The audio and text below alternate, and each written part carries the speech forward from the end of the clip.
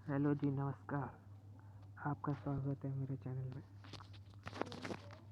जी, आज हम बात करने वाले हैं आवेश चैप्टर के ऊपर। विद्युत आवेश, इसके महत्वपूर्ण प्रदर्शन के बारे में हम बात करने वाले हैं। चलिए जी, शुरू करते हैं। किसी परमाणु के केंद्रक में कौन से कण होते हैं? जी बताइए, किसी परमाणु के केंद्रक में कौन से कण होते हैं? परमाणु, ये केंद्रक, इसके बाहरी कक्ष, ठीक है। परमाणु केंद्रक में होते हैं आपके न्यूट्रॉन और प्रोटॉन, ठीक है जी। और बाहर होते हैं इलेक्ट्रॉन होते हैं जी। बाहर इलेक्ट्रॉन पाए जाते हैं, इसमें बाहर में इलेक्ट्रॉन पाए जाते हैं जी। तो आपका इसका आंसर कौन सा ठीक हो गया? बी ठीक हो गया। अब अगले क्वेश्चन की बात करते हैं। निम्नलिखित में से कौन सा एक परमाणु का सबसे हल्का कण है? सबसे हल्का कण ये होता है आपका इलेक्ट्रॉन। इसका कुछ होता है 10⁻31 और इलेक्ट्रॉन का होता है ये, प्रोटॉन का होता है 10⁻27 और न्यूट्रॉन का भी यही होता है। लेकिन मेरे को एच डी 1.6 10⁻31 1.6 10⁻27, ठीक है जी। और इलेक्ट्रॉन पर नेगेटिव चार्ज होता है, प्रोटॉन और न्यूट्रॉन का एक ही होता है। अब अगले क्वेश्चन की तरफ आते हैं जी। अगला क्वेश्चन है आपका, किसी परमाणु का द्रव्यमान माना गया है? बताइए जी। किसी परमाणु का द्रव्यमान हो गया आपका न्यूट्रॉन और प्रोटॉन के बाहर, मतलब यही एज इट इज यही क्वेश्चन है। प्रोटॉन का द्रव्यमान यही माना जाता है न्यूक्लियर में। ये आपका इसका भी ये आंसर।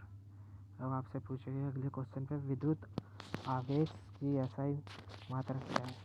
विद्युत आवेश का एसआई मात्रक क्या है? ये तो आपको अगर थोड़ी सी भी नॉलेज होगी तो आप बता देंगे। एम्पियर करंट की होती है, एम्पियर की करंट होती है, वाट होती है शक्ति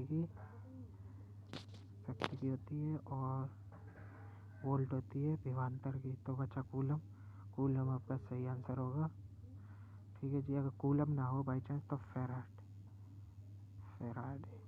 फेराडे इसका सही आंसर होगा, कूलम नहीं हो। पहले बात तो कूलम हो गई। अब नेक्स्ट क्वेश्चन आपका ये है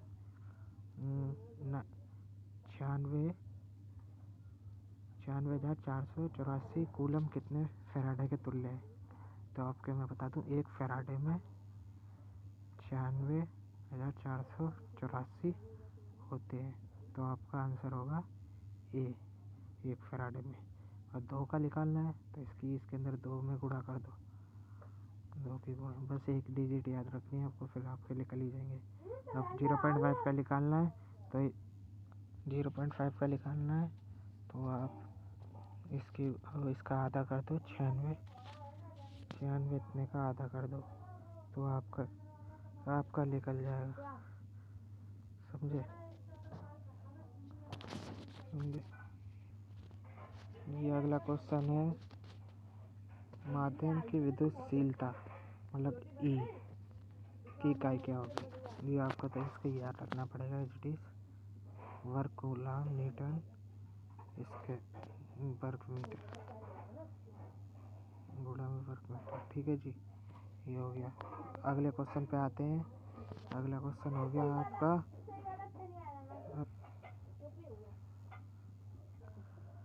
आवेश का एसआई मात्रक और सीजीएस मात्रक। जी, आपको एसआई मात्रक तो आपको पता ही था। इसके हिसाब से आपको कूलम तो तीनों में दे रखा है, तो मतलब ये तो सही होगा। तो एसआई मात्रक तो कूलम होता है, ये बाद में दे रखा है,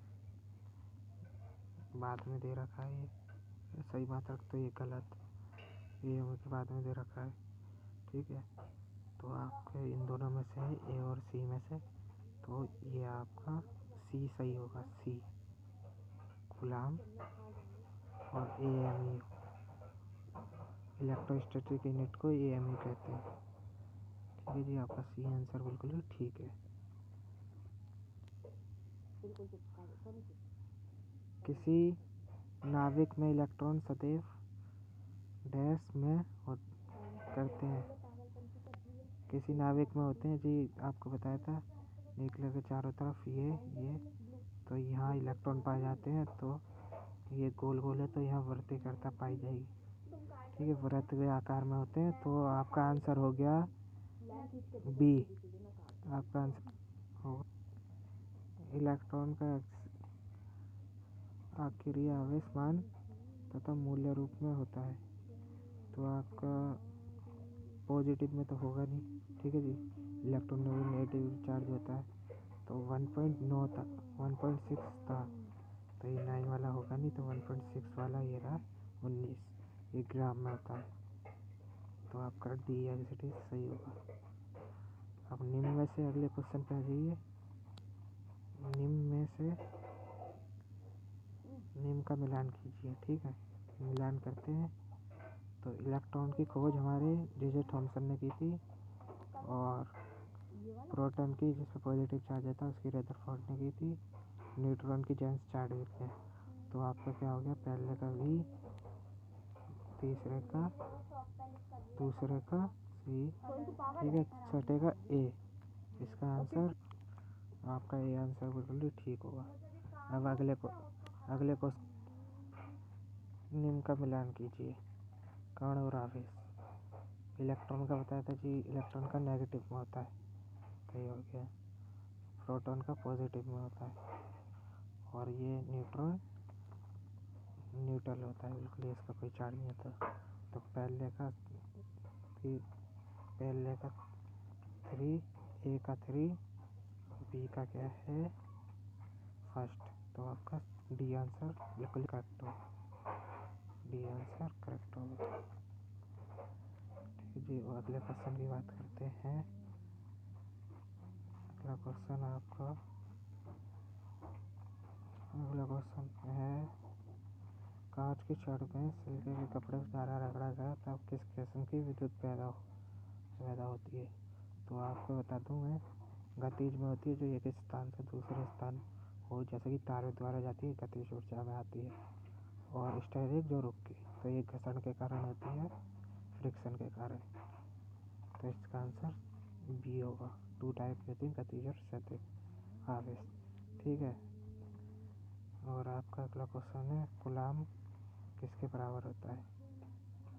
ये कूलाम किसके बराबर होता है। एक कूलाम के बराबर क्या होता है। तो आपका इसका आंसर होगा डी। ये आपको याद रखने के लिए आपको याद रखना पड़ेगा।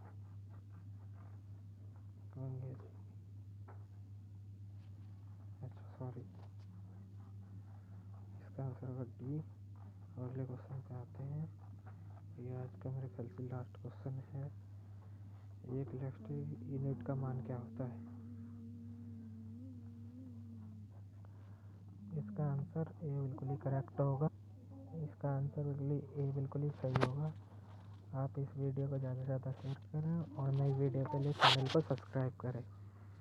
धन्यवाद।